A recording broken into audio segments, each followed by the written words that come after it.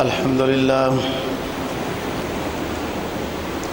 لله وكفى والصلاة والسلام على من لا نبي بعده وعلى آله وأصحابه الذين أوفوا عهدا الذين هم خلاصة العرب العرباء وخير الخلائق بعد الأنبياء أما بعد فأعوذ بالله من الشيطان الرجيم بسم الله الرحمن الرحيم إن أول بيت وضع للناس للذي ببكة مباركا وهدى للعالمين فيه آيات بينات مقام إبراهيم ومن دخله كان آمنا قال النبي صلى الله عليه وسلم أفضل الأعمال حجة مبرورة وعمرة مبرورة صدق الله العظيم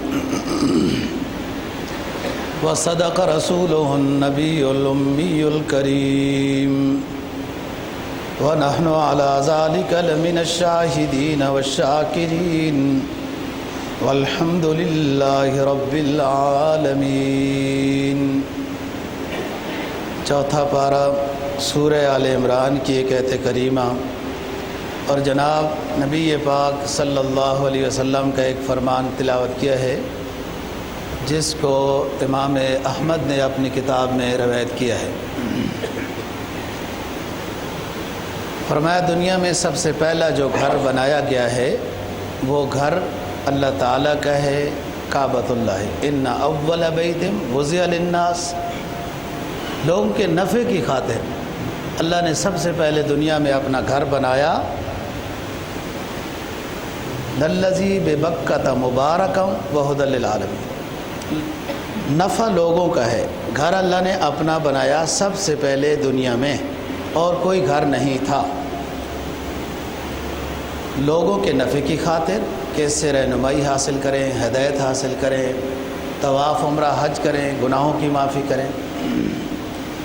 فی آیات بینات مقام ابراہیم، اور اس کے ارد گرد اور بھی بہت ساری نشانیاں ہیں۔ مثلا ابراہیم علیہ السلام نے جس پتھر پر کھڑے ہو کر بیت اللہ شریف تعمیر کیا ہے وہ پتھر ادھر موجود ہے، اور امن کی جگہ ہے، ہدایت کی جگہ ہے، لوگوں کے لیے مرجع ہے، رجوع اللہ کرنے کا موقع ہے۔ جناب نبی پاک صلی اللہ علیہ وسلم کا جو فرمان تلاوت کیا ہے، امام احمد بن حنبل نے اپنی کتاب مسند احمد میں روایت کیا ہے کہ اعمال، اچھے اعمال میں سب سے اچھا عمل وہ حج ہے، اور سب سے اچھا عمل عمرہ ہے۔ جو پچھلے جمعے پر حج کی فرضیت میں بتا چکا تھا کہ اللہ کی رضا کی خاطر ہو اور رزق حلال سے حج اور عمرہ ہو تو بہت بڑی اونچی نیکی ہے کہ جس سے تمام گناہ انسان کے صغیرہ اور کبیرہ سب معاف ہو جاتے ہیں۔ ان اول بیت وضع للناس للذی ببکۃ مبارکا وہدی للعالمین، سب سے پہلے بیت اللہ شریف کی تعمیر اسی مقام پر وہ فرشتوں نے کی، اللہ رب العزت نے ان کو نشاندہی کی، جگہ بتائی، پھر آدم علیہ السلام وغیرہ وغیرہ، تاریخ بتانا مقصد نہیں۔ نوح علیہ السلام کے وقت جب ان کی بددعا سے طوفان آیا تھا، بیت اللہ شریف کو اٹھا لیا گیا تھا، تو ریت سے اور طوفان سے وہ بنیادیں چھپ گئی تھیں۔ پھر ابراہیم علیہ السلام کو اللہ تعالیٰ نے جبرائیل کے ذریعے سے وہ بنیادیں بتلائیں، اور ابراہیم علیہ السلام اور ان کے بیٹے نے بیت اللہ شریف کو تعمیر کیا، جس کو قرآن نے بتایا وَإِذْ يَرْفَعُ إِبْرَاهِيمُ الْقَوَاعِدَ مِنَ الْبَيْتِ وَإِسْمَاعِيلُ رَبَّنَا تَقَبَّلْ مِنَّا إِنَّكَ أَنْتَ السَّمِيعُ الْعَلِيمُ۔ بیت اللہ شریف تعمیر کر دیا، دعا کی کہ اللہ ہم نے بنیادوں سے اٹھا لیا، تیرا گھر بنا دیا، اب تو اپنے فضل و کرم سے ہماری اس نیکی کو قبول و منظور فرما۔ یہی سنت پیغمبرانہ ہے، نیک لوگوں کی سنت یہی ہے، جب بھی نیکی کی جائے تو خطرہ رہے کہ ہماری نیکی میں کوئی ایسی غلطی نہ ہو کہ نیکی قبول نہ ہو جائے۔ نیکی کرنے کے بعد پھر درخواست دینی ہے، اللہ ہماری اس نیکی کو اپنے فضل سے قبول و منظور فرما۔ بیت اللہ شریف تعمیر ہو گیا، پھر ابراہیم علیہ السلام کی دعا قبول ہو گیا بیت اللہ شریف، اور اللہ نے حکم دیا ابراہیم علیہ السلام کو، جس کو سورہ انبیاء 17ویں پارے میں بیان کیا ہے، وَأَذِّن فِي النَّاسِ بِالْحَجِّ يَأْتُوكَ رِجَالًا وَعَلَىٰ كُلِّ ضَامِرٍ يَأْتِينَ مِنْ كُلِّ فَجٍّ عَمِيقٍ لِيَشْهَدُوا مَنَافِعَ لَهُمْ وَيَذْكُرُوا اسْمَ اللَّهِ عَلَىٰ مَا رَزَقَهُم مِّن بَهِيمَةِ الْأَنْعَامِ فَكُلُوا مِنْهَا وَآتِمُوا الْبَائِسَ الْفَقِيرَ۔ اے ابراہیم، بیت اللہ آپ نے تعمیر کر دیا ہے، اب لوگوں کو بلائیں کہ وہ حج کے لیے آئیں۔ ابراہیم علیہ السلام نے درخواست کی، اللہ ادھر تو کوئی بھی نہیں ہے، کوئی خاص آبادی نہیں ہے، میرا آواز کہاں تک جائے گا؟ اللہ نے حکم دیا ہے کہ آپ کا کام ہے اعلان کرنا، اذن یؤذن، اعلان کرنا۔ مؤذن کا معنی بھی وہ اللہ اکبر سے اعلان کرتا ہے کہ نماز کے لیے آؤ۔ وَأَذِّن فِي النَّاسِ بِالْحَجِّ يَأْتُوكَ رِجَالًا وَعَلَىٰ كُلِّ ضَامِرٍ۔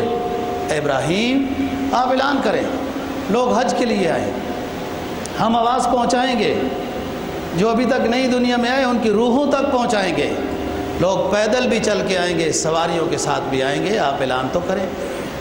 بعض روایات میں آتا ہے کہ جنہوں نے ابراہیم علیہ السلام کی اس آواز پر جتنی مرتبہ لبیک کہا اتنی مرتبہ حاضری ہوگی، اور روحوں تک بھی بات پہنچی۔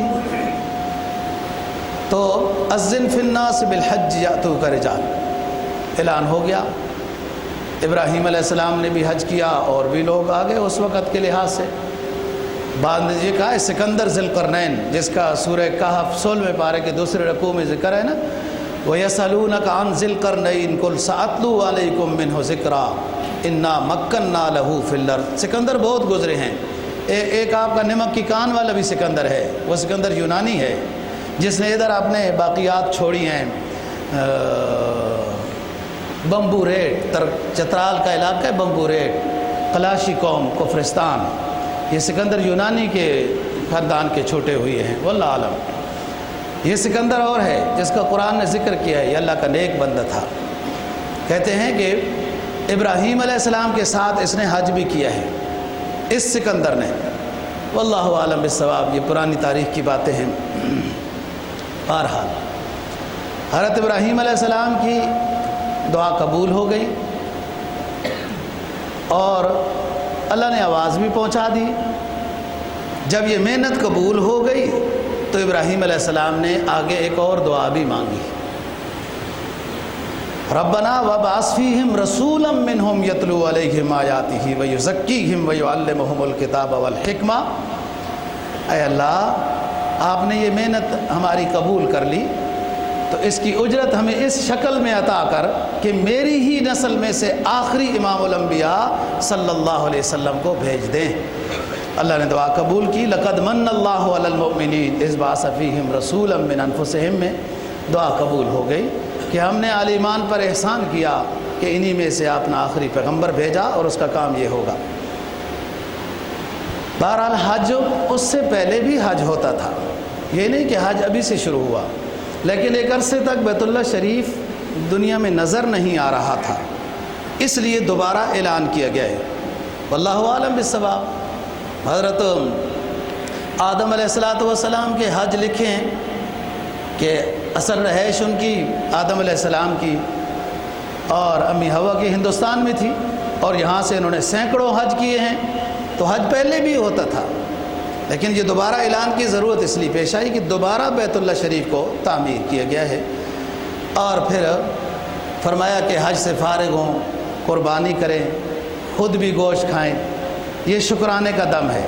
جو حج تمتع والا، ہم بتائیں گے انشاءاللہ، حج قران والا، حج تمتع والا ایک شکر کا بکرا ذبح کرے، جو شکر کا بکرا ہے اس میں خود بھی کھا سکتا ہے، دوسروں کو بھی کھلائے، فقیروں کو بھی کھلائے، امیروں کو بھی کھلائے۔ لیکن جو جرمانے کا بکرا دے گا کہ کوئی غلطی کی ہے، لوگ عمرہ کرتے ہیں، حج کرتے ہیں، گنجا نہیں کراتے ہیں، یا کوئی اور غلطی کی ہے جس پر جرمانہ واجب ہو گیا، تو جرمانہ بھی ادھر ہی ادا کرنا ہے۔ بعض دفعہ صدقے کی صورت میں ہوتا ہے، گندم پیسوں کی صورت میں، اور بعض دفعہ جانور کو ذبح کرنے کی صورت میں جرمانہ ہوتا ہے۔ اگر جرمانے میں جانور ذبح کیا گیا تو یہ بندہ جرمانہ دینے والا خود اس میں سے نہیں کھا سکتا، اس جانور میں سے کھا سکتا ہے جو حج تمتع اور حج قران پر شکر کا جانور ذبح کیا ہے کہ اللہ تیرا شکر ہے میرے ایک سفر میں 2 کام ہو گئے، عمرہ بھی ہو گیا اور حج بھی ہو گئے۔ جناب نبی پاک صلی اللہ علیہ وسلم کا فرمان ہے کہ جس شخص پر حج فرض ہو جائے اسے چاہیے کہ حج جلدی کرے۔ نمبر 1 زندگی کا پتہ نہیں، نمبر 2 صحت کا پتہ نہیں، نمبر 3 پیسہ، المال غاد وراحن، آج آ گیا کل چلا گیا، کوئی ایسا مسئلہ پریشانی مصیبت آ گئی۔ نمبر 4 کہ راستے کا بھی پتہ نہیں، راستے کا بھی پتہ نہیں کہ راستہ پرامن نہ رہے، آپس میں تنازع اور جھگڑے ہوتے رہیں تو راستے بند ہو جائیں گے۔ پرانے زمانے میں ایسا ٹائم بھی آیا، اللہ معاف فرمائے اب ایسا ٹائم نہ آئے، جب فاطمیوں کی حکومت تھی 4 سال حج نہیں ہوا، جو پہنچ جاتے تھے ذبح کر دیتے تھے حرم کے اندر۔ جس فتنے کو ختم کرنے کے لیے سب سے بڑا کردار سلطان صلاح الدین ایوبی کا ہے۔ سلطان صلاح الدین ایوبی رحمہ اللہ تعالیٰ کے 2-3 بڑے کارنامے ہیں، صلیبی جنگوں کا مسئلہ، بیت المقدس کو فتح کرانے کا مسئلہ، اور یہ مسئلہ 4 سال تک حج نہیں ہوا، اور سلطان صاحب نے اس مسئلے کو حل کیا۔ وہ آپس میں جو والی مکہ تھا، والی مدینہ تھا، آپس میں لڑتے رہتے تھے، حسین اور ایک دوسرا تھا، کہتے تھے ہم بنو فاطمہ ہیں۔ بہرحال جلدی حج کرنا چاہیے، اور حج جوانی کا ہے۔ بے شک اب بہت سہولتیں ہیں، جہاں شیطان کو کنکریاں ماری جاتی ہیں ادھر بھی دنیا نے ایسے ایئر کنڈیشن لگائے کہ سردی لگ جاتی ہے، لیکن اس کے باوجود حج مشکل ہے۔ اس زمانے میں رش کم ہوتا تھا تو سہولیات نہیں تھی، اس لیے حج مشکل تھا۔ آج سہولیات ہیں لیکن رش بہت زیادہ ہے، جس کی وجہ سے حج مشکل ہے۔ دل بہت قوی ہونا چاہیے، مضبوط اعصاب ہو، اور جب پھنس جائے گا تو کچھ بھی نہیں ہوگا، اور جب کمزور ہوگا، جب پھنس جائے گا، آکسیجن کی کمی ہوگی تو نقصان ہوگا۔ حج جوانی میں کرنا چاہیے، اور تاخیر نہیں کرنی چاہیے، جلدی کرنا چاہیے۔ اور پچھلے جمعے پر بات ہو چکی ہے کہ کسی دنیاوی کام کی وجہ سے حج کو مؤخر نہ کیا جائے، حج کو مؤخر نہ کیا جائے، وہ دنیاوی کام بھی نہیں ہوتا۔ جیسے فرصت ہو حج میں جلدی جانا چاہیے۔ حج سے گناہ معاف ہوتے ہیں، اللہ کی رضا نصیب ہوتی ہے، ایک بات۔ نمبر 2 حدیث میں فرمایا کہ صحت اچھی ہوتی ہے، اور امام غزالی نے تو احیاء العلوم میں وہ روایات بھی جمع کی ہیں کہ اپنے علاقے سے ہٹ کے کسی اور علاقے میں بھی صحت کی نیت سے سیر و تفریح کرنا کوئی حرج نہیں ہے کہ اللہ صحت عطا فرمائے تاکہ اس کے بعد نیکی بجا لا سکیں۔ گناہ معاف ہوتے ہیں حج کی برکت سے، سب سے بڑی سعادت یہی ہے اور یہی مطلوب ہونا چاہیے۔ صحت بھی نصیب ہوتی ہے۔ دنیا میں سب سے عمدہ اعلیٰ 100/100% آکسیجن مکہ مکرمہ میں ہے۔ آپ سائنس پڑھتے رہنا، تحقیق کر لینا۔ گناہ معاف ہوتے ہیں، صحت اچھی ہوتی ہے۔ نمبر 3 غربت اور فقر دور ہو جاتا ہے حج اور عمرے کی برکت سے۔ جو بندہ سمجھتا ہے حج عمرہ کروں گا پیسہ لگ جائے گا، نہیں، اللہ دے گا، اس کے بدلے میں کہیں زیادہ دے گا۔ نمبر 3 فقر و فاقہ دور ہوتا ہے حج اور عمرے سے۔ نمبر 4 خاتمہ بالایمان نصیب ہوتا ہے۔ جو 4-5 سال میں حاضری دیتا رہتا ہے، 4-5 سال میں حاضری دیتا رہتا ہے تو خاتمہ بالایمان نصیب ہوتا ہے، یہ اونچی بات ہے۔ اور 5ویں چیز ہلکا ہو جاتا ہے انسان۔ بوجھ ایک روحانی بوجھ ہوتا ہے، ایک روحانی سکون ہوتا ہے۔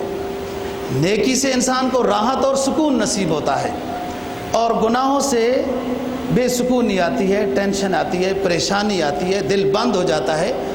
جیسے ہی آپ میدان عرفات سے نکلتے ہیں، کنکریاں مارتے ہیں، طواف زیارت کرتے ہیں، حاجی تو تھکا ہوا ہوتا ہے اتنے دنوں سے، بے آرام، نہ مطلب کی روٹی، نہ مطلب کی رہائش، نہ کچھ اور مطلب کا، اور یہ جیسے جیسے ارکان ادا کرتا جا رہا ہے اتنا چست اور تکڑا ہوتا جا رہا ہے، اس لیے کہ روحانی اعتبار سے اس کو قوت مل رہی ہوتی ہے، سکون مل رہا ہوتا ہے، اور گناہوں کا بوجھ ہلکا ہو چکا ہوتا ہے۔ جناب نبی پاک صلی اللہ علیہ وسلم کا فرمان ہے، اذا رأیت الحاجہ فسلمہ فصافحہ ومرہ ان یستغفر لک قبل ان یدخل بیتہ فإنہ مغفور لہ۔ حاجی صاحب حج سے واپس آئے، اس سے ملو، سلام کی ابتدا کرو، سلام کی ابتدا کرو، مصافحہ کرو، اور اس سے درخواست کرو کہ آپ ہمارے لیے گناہوں کی معافی اللہ سے چاہیں۔ حاجی اپنے گھر سے داخل ہونے سے پہلے جس کے لیے مغفرت کی دعا کرے گا اس کی بھی مغفرت ہو جائے گی، خود مغفور ہے۔ خود لوگ نیک لوگوں کو دعاؤں کی درخواست کیوں کرتے ہیں؟ اس لیے کہ وہ عند اللہ مقبول ہوتے ہیں، اللہ ان کی دعا جلدی قبول کرے گا، راضی ہے، کیونکہ حدیث ہے لو اقسم علی اللہ لابرہ، کہ اللہ کا نیک بندہ اگر قسم اٹھا لے کہ آج ایسا ہوگا، اللہ فرماتے ہیں ہم ایسا کر دیتے ہیں، اپنے بندے کو حانس نہیں ہونے دیتے۔ تو نیک بندوں تو یہ آپ سب سے بڑا نیک ہے۔ انتظامی لحاظ سے بھی سوچنا چاہیے، بہت زیادہ رسم و رواج نہ ہو کہ 10 گاڑیاں حاجی صاحب کو وصول کرنے پہنچ جائے، ایئرپورٹ ہی بند ہو جائے گھر سے داخل ہونے سے پہلے۔ اور حاجی صاحب کو بھی یہ مسئلہ پتہ ہونا چاہیے، حاجی صاحب کو بھی یہ مسئلہ پتہ ہونا چاہیے، اور اس کا آسان طریقہ ہے کہ جب سارے لوگ مل رہے ہیں تو سب کے لیے حاجی صاحب کہے کہ اللہ تعالی ہم سب کی مغفرت فرما دے، ہم سے راضی ہو جائے، ہمارے گناہوں کو معاف کر دے، جنت الفردوس عطا فرمائے۔ بس یہ دعا ہو گئی، اس کے لیے کوئی مستقل پروگرام اور کوئی نشست کی ضرورت نہیں ہے، بس اسی وقت کھڑے کھڑے بھی ہو گئی تو وہ سعادت نصیب ہو جائے گی۔ اور اگر رش کی وجہ سے مصافحہ کی شکل نہیں بھی بن سکی، تب بھی حاجی صاحب نے جب جملہ سب کے لیے دعا کر دی ہے تو دعا ہو جائے گی۔ جی حدیث میں جناب نبی پاک صلی اللہ علیہ وسلم کا فرمان ہے، النفقۃ فی الحج کالنفقۃ فی سبیل اللہ الی 700 ضعف۔ حج اور عمرے میں خرچہ کرنا کا ثواب اس طرح ہے جیسے کہ جہاد میں پیسہ خرچ کرنے کا ثواب ہوتا ہے، اور یاد رکھو جہاد میں پیسہ خرچ کرنے کا ثواب الی 700 ضعف 700 گنا سے شروع ہوتا ہے۔ مثل الذین ينفقون اموالهم فی سبیل اللہ کمثل حبۃ انبتت 7 سنابل فی کل سنبلۃ 100 حبہ واللہ یضاعف لمن یشاء واللہ واسع علیم۔ تیسرا پارہ، تیسرا رکوع۔ انفاق فی سبیل اللہ جو لوگ کرتے ہیں، انفاق فی سبیل اللہ، ان کی مثال ایسی ہے کہ ایک سٹہ ہوتا ہے، خوشہ ہوتا ہے، جس میں 700 دانے ہوتے ہیں، اور یہ اس کے اخلاص کی برکت سے بڑھ بھی سکتا ہے۔ میں تو باجرے کے سٹے کو، آپ حضرات باجرہ جانتے ہیں، باجرے کے سٹے میں تو سینکڑوں وغیرہ ہوتے ہیں، میں گندم کو نہیں سمجھتا تھا، لیکن اس دفعہ ایک مفتی صاحب اور میں گندم کے لحاظ سے کہیں سفر پہ تھے، تو مجھے اس نے کہا نہیں گندم کے بھی 700 ہوتے ہیں۔ میں نے کہا نہیں گندم کے 700 ہوتے ہیں۔ انہوں نے پھر دکھایا کہ واقعتاً بعض گندم ایسی ہے کہ ایک بیج سے وہ پورا ایک گچھا اوپر آتا ہے، اور اس پر کئی خوشے اور سٹے لگتے ہیں، اور وہ 700 کیا اس سے بھی زیادہ ہو جاتے ہیں۔ تو یاد رکھنا انفاق فی سبیل اللہ یہ 700 گنا سے شروع ہوتا ہے اس کا ثواب، اور واللہ یضاعف لمن یشاء، پھر جس کی نیت، جس کا اخلاص، جس کا پیسہ جس درجے کا ہے اس لحاظ سے اور بھی بڑھتا ہے، لیکن شروع 700 سے شروع ہوتا ہے۔ عام نیکی من جاء بالحسنہ فلو عشر امثالہا، جو بھی نیکی کرتا ہے 10 سے شروع ہوتی ہے، پھر آگے دیکھی جائے گی۔ انفاق فی سبیل اللہ یعنی جہاد میں پیسہ خرچ کرنے سے، مجاہد کے اوپر پیسہ خرچ کرنے سے، یا اس کو لباس دینے سے، غلہ دینے سے، یا اس کے گھر والوں کا خیال کرنے سے وغیرہ 700 گنا سے ثواب ہوتا ہے۔ اس لیے کہ اس میں اسلام کی شان و شوکت ہے، اس لیے کہ اس میں مسلمانوں کی عزت ہے۔ ہم باتیں کرتے رہیں گے نا جی کشمیر آزاد، کشمیر آزاد، کبھی کشمیر آزاد نہیں ہوتا۔ اس کے لیے جہاد ہوتا ہے، مظلوم مسلمانوں کی مدد کے لیے جہاد فرض ہوا۔ اذن للذین یقاتلون بانہم ظلموا، اللہ فرماتا ہے ہم نے ان مظلوم مسلمانوں کے لیے، یہ جو پٹتے رہے 13 سال مکی زندگی میں، ہم نے ان کو اب اجازت دے دی ہے کہ آپ جہاد کر سکتے ہو۔ تو مظلومیت سے بچانے کے لیے جہاد ہوا۔ جہاد بالاقدام تو بہت کم، جہاد بالدفاع ہمیشہ ہوتا رہا، اور ہم جہاد بالدفاع سے بھی پیچھے ہیں۔ ہم تو چاہتے ہیں جہاد ہو ہی نہیں، اور جب تک جہاد نہ ہو اسلام کو شان و شوکت نصیب نہیں ہوتی، مسلمان عزت کے ساتھ نہیں رہتا، مسلمانوں کے علاقے پرسکون نہیں ہوتے، آئے دن دشمن دہشت گردی اور اس طرح کے حالات و واقعات کرتا رہتا ہے۔ وہ یہ سمجھتا ہے کہ یہ کمزور ہیں اور جہاد کے لیے تیار نہیں ہوتے۔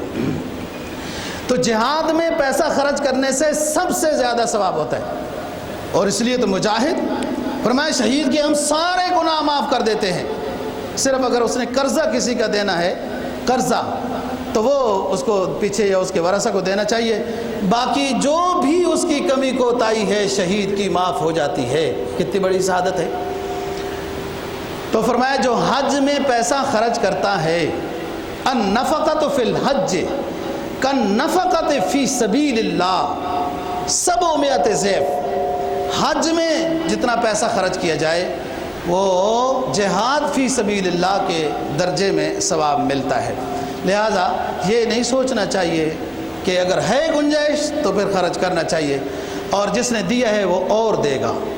جب گن گن کے خرچ نہیں ہوگا تو پھر وہ بھی بغیر حساب کے دے گا۔ حضرت اسماء رضی اللہ تعالی عنہا آپ صلی اللہ علیہ وسلم کی سالی ہیں، حضرت عائشہ صدیقہ رضی اللہ تعالی عنہا کی بہن، روایت نقل کرتی ہیں رسول پاک صلی اللہ علیہ وسلم نے فرمایا کہ جن کو اللہ نے دیا ہے دل کھول کے خرچ کیا کرو، گن گن کے نہ کیا کرو، پھر وہ بھی گن گن کے نہیں دے گا، بغیر حساب کے عطا کرے گا۔ جیسا دو گے اس طرح وہ قرضہ نہیں رکھتا، وہ عطا کرتا ہے۔ تو جب گنجائش ہو اللہ کے راستے میں خرچ کرنا، وہاں اپنے ہوٹل کے ساتھیوں میں غور و فکر کرنا چاہیے۔ اندازہ ہو جاتا ہے کہ کسی کے پاس پیسے کم ہو گئے ہیں یا لائے کم تھے، تو ایسے بندے کی مدد کرنا ان راستے میں بیٹھے ہوئے پیسہ مانگنے والوں کے مقابلے میں زیادہ بہتر ہے۔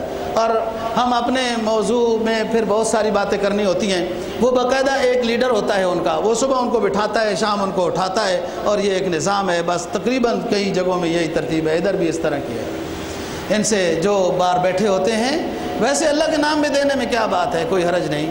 جو صدقات واجبہ ہیں وہ صحیح مستحق کو تلاش کر کے دینا چاہیے، ان کے بارے میں ہمیں پتہ نہیں ہوتا۔ جناب نبی پاک صلی اللہ علیہ وسلم کا فرمان ہے، من خرج حاجا فمات، من خرج حاجا فمات کتب لہ اجر الحاج الی یوم القیامہ۔ حج کے لیے نکلا، راستے میں مر گیا، احرام باندھ لیا، راستے میں مر گیا، اجل کا تو پتہ نہیں ہے، فرمایا قیامت تک کے لیے اس کو حج کا ثواب ملتا رہے گا۔ حدیث میں جناب نبی پاک صلی اللہ علیہ وسلم کا فرمان ہے، جو شخص جو نیکی کرتا ہوا مر جائے گا، جو شخص جو نیکی کر رہا تھا اسی نیکی کے دورانیے میں فوت ہو گیا، اس نیکی کا ثواب اس کو قیامت تک ہوتا رہے گا۔ حدیث میں آتا ہے کوئی شخص حفظ کر رہا تھا، قرآن پڑھ رہا تھا، اور اس دوران میں فوت ہو گیا، اس کو حفظ فرشتے عالم برزخ میں مکمل کرائیں گے، لیکن حفظ کا ثواب اس کو قیامت تک ہوتا رہے گا۔ کوئی سجدے کے اندر مر گیا، کوئی ذکر اذکار میں مر گیا، کوئی حج میں جاتا ہوا مر گیا۔ من خرج معتمرا فمات کتب لہ اجر المعتمر الی یوم القیامہ، عمرے کے لیے گیا، راستے میں فوت ہو گیا، تو قیامت تک تک کے لیے عمرے کا ثواب اس کو ملتا رہے گا۔ من خرج غازیا فمات کتب له اجر الغازی الی یوم القیامہ، جہاد کے لیے گیا، فوت ہو گیا، شہید ہو گیا، قیامت تک کے لیے اس کو جہاد کا ثواب ملتا رہے گا۔ نبی پاک صلی اللہ علیہ وسلم حجۃ الوداع میں موجود ہیں، میدان عرفات میں۔ ساتھیوں نے بتایا کہ ایک ساتھی سواری سے گر گیا ہے اور بالکل اس کی حالت خراب ہے۔ آپ تشریف لے گئے تو وہ فوت ہو چکا تھا۔ آپ نے فرمایا کہ انہی احرام کی چادروں میں اس کو لپیٹ کر میدان عرفات میں ہی جمع کر دو۔ فرمایا وہاں قضا یحشر یوم القیامت ملبیا، یہ میرا صحابی میدان حشر میں اٹھے گا میدان عرفات سے اور لبیک پڑھتا ہوا اٹھے گا۔ ہاکذا یحشر یوم القیامت ملبیا، یہ تلبیہ پڑھتا ہوا میدان حشر میں اٹھے گا اور قیامت تک جتنا زمانہ آئے گا میرے ساتھی کو حج کا ثواب ہوتا رہے گا۔ لبیک اللہم لبیک کا ترانہ دوستو اللہ کو بہت پسند ہے۔ کبھی غور کیا آپ نے انگلش کے تھوڑے گرامروں میں تو بڑے کیڑے نکالتے ہو، بڑی غلطیاں نکالتے ہو۔ اگر یہ گرامر یوں ہوتا تو یہ جملہ یوں بن جانا ہے۔ تم کو جن کو دنیا جاہل کہتی ہے، نبی کے فرمان کا مطلب سناتا ہوں۔ کیا بیان ہو رہا ہے؟ سرکار دو جہاں صلی اللہ علیہ وسلم نے فرمایا ما من مسلم یلبی الا لبا من عن یمینہ وشمالہ من حجر او شجر او مدر حتی تنقطع الارض ہا ہنا الہ ہنا۔ جو مسلم احرام باندھ لیتا ہے، نیت حج اور عمرے کی کر لیتا ہے، تلبیہ پڑھنا شروع ہو جاتا ہے تو اس کے دائیں بائیں آگے پیچھے ساری مخلوق، خواہ جاندار ہو غیر جاندار، جمادات ہو جمالات ہو، ذوی العقول ہو یا غیر ذوی العقول ہو، ساری کائنات اس حاجی کے ساتھ تلبیہ میں شریک ہو جاتی ہے۔ جب یہ پڑھتا ہے لبیک اللہم لبیک لبیک لا شریک لک لبیک ان الحمد والنعمت لک والملک لا شریک لک، یہ حاجی جب تلبیہ پڑھتا ہے پوری کائنات کی مخلوق اس کے ساتھ تلبیہ میں شریک ہو جاتی ہے۔ بتانا یہ چاہتا ہوں او دوستو کہ لبیک کا ترجمہ یہ ہے کہ میں 2 مرتبہ حاضر ہوں۔ لبیک صیغہ تثنیہ کا ہے، واحد کیوں نہیں؟ یہ بندہ تو واحد ہے، ایک ہے جو پڑھ رہا ہے لبیک، یہ ایک ہے اکیلا ہے جو پڑھ رہا ہے لبیک اللہم لبیک۔ لیکن تثنیہ کیوں بولا جا رہا ہے؟ سمجھنا بات کو، تثنیہ اس لیے بولا جا رہا ہے کہ میرے رب میری ظاہری جان بھی حاضر ہے، میرا دل اور روح بھی حاضر ہے۔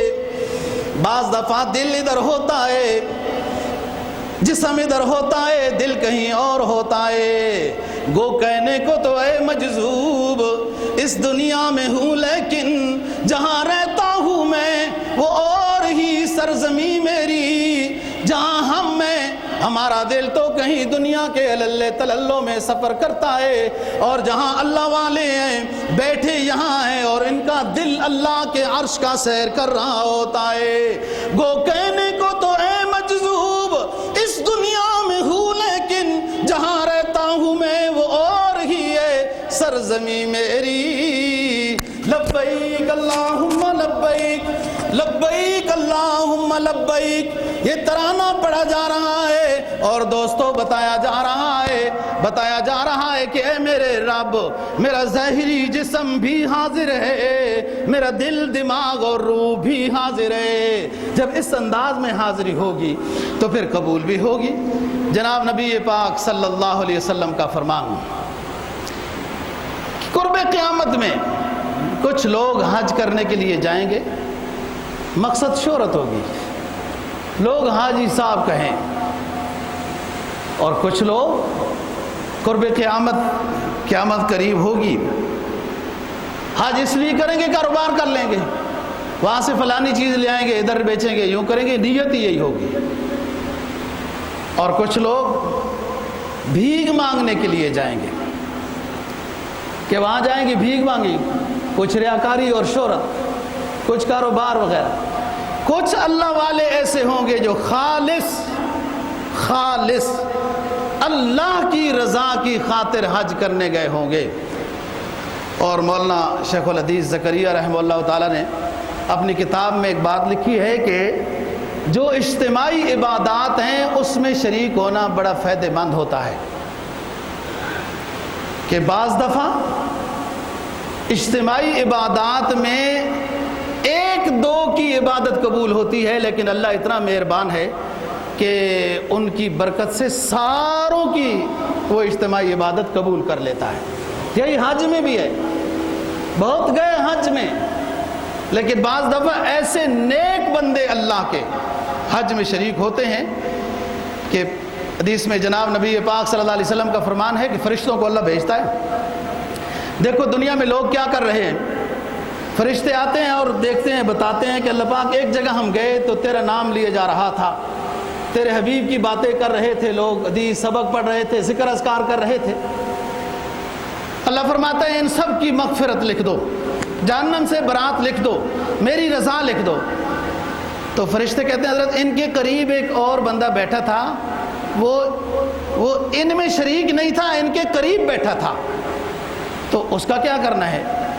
اعلان ہوتا ہے ہم جلساء لا یشقى جلیسہم، یہ میرے نیک بندے ہیں، ان کے قریب بھی جو بیٹھا ہے اس کو بھی معروم نہ کرو، اس کو بھی معروم نہ کرو۔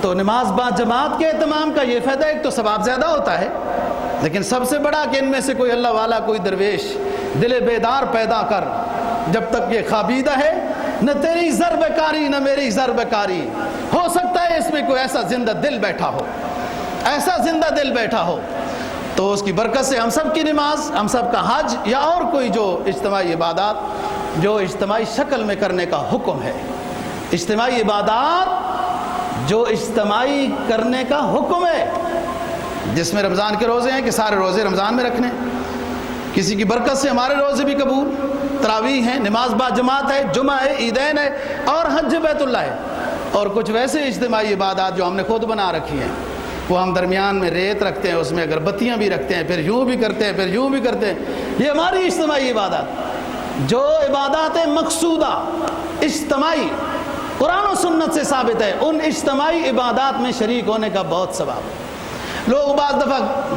بیماری کا بہانہ بناتے ہیں، نماز میں شریک نہیں ہوتے، تھوڑی سی بیماری ہوتی ہے۔ میں ان ساتھیوں کے سامنے نبی پاک صلی اللہ علیہ وسلم کے عمر کے آخری ایام کا نماز میں حاضری کا واقعہ بیان کرتا ہوں۔ آپ کے پاؤں بیماری کی شدت کی وجہ سے زمین پر ٹک نہیں سکتے تھے، ضعف آ گیا تھا۔ ایک بازو کے نیچے کندھا تھا حضرت عباس کا، اور ایک بازو کے نیچے آپ صلی اللہ علیہ وسلم کے دوسرے بازو کے نیچے کندھا تھا حضرت علی رضی اللہ تعالیٰ عنہ کا، اور آپ ان دونوں کے سہارے سے مسجد میں چل کر آتے تھے۔ ہماری بیماری کون سی ہے جو اتنی بڑی ہے؟ ہمارے پاس تو گاڑیاں بھی موجود ہیں، سب کچھ ہے۔ یہ سستی ہے، ایمان کا ضعف ہے، ایمان جگاتا نہیں ہے، ایمان پریشان نہیں کرتا ہے، مسجد تک ہی نہیں پہنچا دیتا ہے، شیطان تعویلیں پڑھا دیتا ہے۔ اور نبی نے صحابی جس نے اجازت پوچھی، اے اللہ کے رسول میں عشاء کی نماز میں اگر اور صبح میں نہ آ سکوں کیونکہ راستے میں کھڈے ہیں، میں گر جاتا ہوں، تو آپ نے فرمایا ٹھیک ہے، کوئی بات نہیں۔ حالانکہ بہت سارے امور میں لیس علی المریض حرج ولا علی الاعرج حرج، قرآن نے مریض کے لیے، معذور کے لیے بتائیے گنجائش۔ آپ نے فرمایا ٹھیک ہے، آپ نماز با جماعت میں نہ آیا کرو، گر جاتے ہو۔ ابھی وہ جانے ہی لگے تھے کہ جبرائیل علیہ السلام تشریف لے آئے۔ فرمایا اللہ کے رسول، اللہ پاک فرما رہے ہیں کہ اذان کی آواز جہاں تک جاتی ہے، بھلے وہ نابینا ہو یا بینا ہو، مسجد میں آنا، نماز پڑھنا ضروری ہے۔ اب بتائیں ہمارے عذر کہاں گئے، ہماری مصروفیات کیا ہیں؟ ہم اتنے مصروف تو ملک تو پھر بھی کنگال ہو چکا ہے، قرضوں کے نیچے دب چکا ہے. کتنے کام کیے ہم نے, کتنے مصروف رہے, قرضے تو ہمارے نہ اترے. وہ مصروفیت کیا ہے؟ مصروفیت تب ٹھیک ہوتی ہے جب رجوع اللہ ہو, جب خزانے اللہ کی طرف سے کھلے. اب اخرجت الارض اثقالہا, جب اس کو راضی کرتے ہیں بندہ تو پھر خزانے کھلتے ہیں. اللہ کے علاوہ جو اللہ کے دشمن ہیں ان کو راضی کرنے کی ہم فکر میں لگے ہوئے ہیں, نہ وہ راضی ہوتے ہیں, نہ وہ کچھ ملتا ہے, نہ ملک میں سکون آتا ہے, اور اللہ بھی ہم سے ناراض ہو چکا ہے کہ اس کی طرف سے رجوع چھوڑ دیا ہے. مسلمان کا کام ہے اپنے اللہ کے قریب جانا, رجوع اللہ کرنا. مسلمان اس سے پریشان نہیں ہوتا کہ گھر میں چولہا نہ جلے. مسلمان اس سے پریشان نہیں ہوتا کہ پیٹ پہ پتھر باندھے جائیں بھوک سے. مسلمان اس سے پریشان ہوتا ہے کہ غیر اللہ سے جب قرضے لیے جائیں تو اپنا سکون رخصت ہو جاتا ہے. تو صحابہ کرام رضی اللہ تعالیٰ عنہ اور نبی پاک صلی اللہ علیہ وسلم کی سیرت کو پڑھ کے دیکھیں. فرمایا ایک بندے ایسے ہوں گے جو اللہ کی رضا کی خاطر حج عمرہ کرنے والے ہوں گے. تو میں نے بتایا شیخ الحدیث صاحب رحمہ اللہ تعالیٰ نے لکھا ہے کہ بعض دفعہ کچھ نیک بندوں نے واقعات بھی لکھے کہ بعض دفعہ کچھ نیک بندوں کی برکت سے دوسروں کا بھی حج قبول ہو جاتا ہے. جیسے کہ جنازے میں شرکت کی بات یہ ہے کہ آپ جنازے میں شریک ہو. بعض دفعہ تو اس جنازے والے کی, جنازہ پڑھنے والوں کی برکت سے مغفرت ہو جاتی ہے. بعض دفعہ وہ مغفور ہوتا ہے, اس کی برکت سے ان کی مغفرت ہو جاتی ہے. اور بعض دفعہ ان میں سے کوئی ایک بندہ ہوتا ہے جس کی برکت سے مغفرت ہو جاتی ہے. اور مسلمان کا مسلمان پر حق ہے, مسلمان کا مسلمان پر حق ہے کہ وہ جنازے میں شریک ہو. کوشش کرنی چاہیے. جناب نبی پاک صلی اللہ علیہ وسلم کا فرمان کہ حاجی صاحب جب اللہ کی رضا کی خاطر حج کے لیے نکلتا ہے, حج کرتا ہے, اور اس میں اور کوئی مقصد نہیں, کوئی گناہ نہیں کرتا. یہ اہم بات ہے. بعض صوفیاء نے یہ لکھا ہے کہ تقوی سب سے اونچا یہ ہے کہ گناہ نہ کیا جائے. تقوی کا دوسرا درجہ یہ ہے کہ اعمال صالحہ بجا لائے جائیں, گناہ نہ کیے جائے. جناب نبی پاک صلی اللہ علیہ وسلم کا فرمان, عبداللہ ابن عمر, عبداللہ ابن عباس دونوں بات کرتے ہیں. فرمایا کہ غیر حرم میں اگر کوئی شخص 70 گناہ کر لیتا ہے, اتنا گناہ نہیں ہوگا جو حدود حرم کے اندر ایک گناہ کرتا ہے. جس جگہ کی فضیلت زیادہ ہے, جن ایام, جن اوقات, جن امکنہ کی فضیلت زیادہ ہوتی ہے, تو وہاں خطرہ بھی زیادہ ہوتا ہے کہ جب گناہ کیا جائے تو پھر سزا بھی سخت ہوتی ہے. تو امن کی جگہ بیت اللہ شریف امن کی. امن کا کیا مطلب ہے؟ ظاہری طور پر بھی کوئی اگر قاتل حدود حرم میں پناہ لے لے تو اس کو قتل نہیں کیا جائے گا, حدود حرم سے باہر نکالا جائے گا اگر اس کو قصاص بھی کرنا ہے تو. اور ایک وہ شخص ہے جو گناہوں سے لدا ہوا ہے, بہت زیادہ اس کے گناہ ہیں, بہت زیادہ گناہ ہیں. اب یہ بے امن ہے. جب اللہ ناراض ہے تو ایک شخص بے امن ہے, اس پر جہنم واجب ہو چکی ہے, جہنم سے بری نہیں ہے, امن نہیں ہے اس کے لیے. حدود حرم میں جاتا ہے, صدق کے دل سے معافی چاہتا ہے, صدق کے دل سے. تو فرمایا اب تک تو یہ بے امن تھا, جہنم کا ایندھن تھا, اب اس کو امن نصیب ہو گیا ہے, یہ اب جنت الفردوس کا مستحق ہو گیا. اس لیے فرمایا کہ یہ امن کی جگہ ہے کہ جو اب تک امن میں نہیں تھے. اور پوری توجہ کرنی ہے. جن لوگوں کی عادت حدود حرم سے باہر گناہوں کی ہوتی ہے, وہاں جا کے بھی وہی, تو بھی آنا جانا ہی ہوا ہے. جب گناہ نہ چھوٹے تو آنا جانا ہی ہوا. شیخ سعدی فرماتے ہیں نا, بطواف کعبہ رفتم بحرم رحم ندادن, بطواف کعبہ رفتم بحرم رحم ندادن, بیرون درچے کر دی کہ درون خانہ آئی.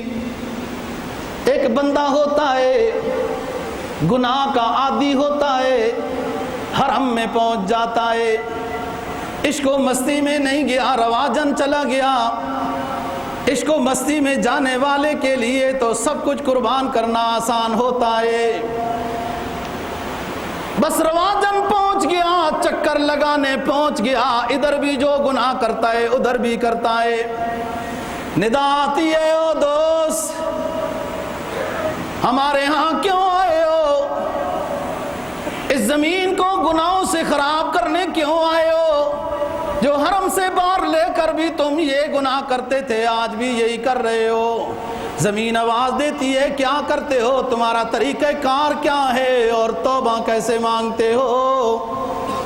صدق کے دل سے توبہ ہو، توبہ بھی قبول ہوتی ہے۔ ایک حاجی ہوتا ہے، کئی سالوں میں حج کر رہا ہے، لبیک اللہم لبیک پڑھتا جاتا ہے، غیبانہ آواز آتی ہے۔ شیخ الحدیث رحمہ اللہ تعالیٰ واقعہ نقل کرتے ہیں، غیبانہ آواز آتی ہے، دوست تمہارا حج قبول نہیں ہے۔ پھر بھی وہ ہر سال حج کرتا ہے، 70 حج اس کے ہو چکے ہیں، ہر سال احرام باندھتا ہے، لبیک اللہم لبیک کہتا ہے، آواز آتی ہے حج قبول نہیں ہے، حج قبول نہیں ہے۔ ایک ساتھی مجذوب بیٹھا ہوا ہے، وہ اس کا کہتا ہے، او دوست تمہارا حج قبول نہیں ہے، جاؤ چھوڑ دو، چلے جاؤ، تمہارا حج قبول نہیں ہے۔ آواز آ رہی ہے تمہارا حج قبول نہیں ہے، پھر بھی کیوں ادھر گریہ زاری میں لگے ہوئے ہو؟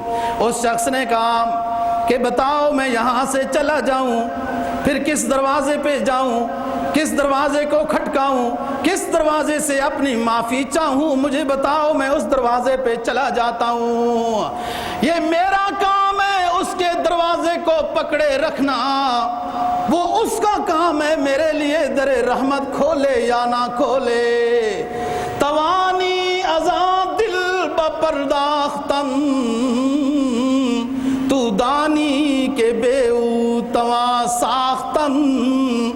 یہ بندہ کہتا ہے جس کو ہر سال آواز آتی ہے کہ تیرا حج قبول نہیں ہے، کہ اے مجذوب تو جانتا ہے اس رب کے در کے علاوہ تو کوئی در نہیں ہے، میں کہاں جاؤں اپنے آنسو بہاؤں، اپنے گناہوں کی معافی چاہوں۔ توانی ازاں دل بپرداختن، تو دانی کے بے او تواں ساختن۔ اللہ کی رحمت بھی مچل گئی جب اس نے یہ نظریہ پیش کیا کہ میرا رب میرے حج کو قبول کرے نہ کرے وہ اس کی مرضی ہے، لیکن میرے بس میں یہی ہے کہ میں اس کے در کو نہیں چھوڑوں گا، ادھر میں در نہیں چھوڑوں گا، ادھر وہ در نہیں کھولیں گے، حکومت اپنی اپنی ہے، ادھر میری ادھر ان کی۔ توانی ازاں دل بپرداختن، تو دانی کے بے او تواں ساختن۔ جب اس نے یہ نظریہ قائم کیا کہ وہ میرا رب ہے، میرا بس اتنا ہے کہ میں آنسو بہاتا رہوں، گڑ گڑاتا رہوں، گناہوں کی معافی چاہتا رہوں، اور یقیناً وہ قبول کرے گا، لیکن اگر وہ نہیں کرتا تو میں کیا کر سکتا ہوں؟ آواز آئی، او میرے بندے جب تیرا نظریہ میرے بارے میں اتنا قوی ہے، قبول است گرچہ ہنر نیستت، بجز ما پناہ دیگر نیستت۔ ہم نے تیری یہ دعا بھی، یہ حج بھی قبول کر لیا، اور تیرے اس نظریے کی وجہ سے سابقہ 70 حج بھی قبول کر لیے۔ جب تم نے یہ نظریہ قائم کیا کہ میرے رب اللہ جل جلالہ کے علاوہ کوئی نہیں ہے، تو پھر ہم بھی اپنی رحمت پہ مجبور ہیں، تیرے حج کو قبول کر لیا۔ دوستو حج کی بہت فضیلت ہے، اور جن چیزوں سے ہم ڈرتے ہیں کہ حج سے پیسہ خرچ ہو جائے گا، ہم کمزور ہیں، صحت ہے، آپ کو تو پتہ ہی نہیں ہے کہ بیت اللہ شریف اور آب زمزم اور مکہ مکرمہ کی جو بھی بتایا نا آکسیجن، بہت سے لوگ جاتے ہیں درد درد درد، مکہ میں داخل ہوتے ہیں تو درد کیوں نہیں ہوتا؟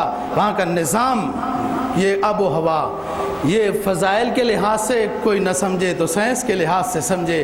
حج جس پر فرض ہے جلدی کوشش کرنی چاہیے۔ اللہ تعالی ہمیں دین کی سمجھ اور عمل کی توفیق نصیب فرمائے۔ وآخر دعوانا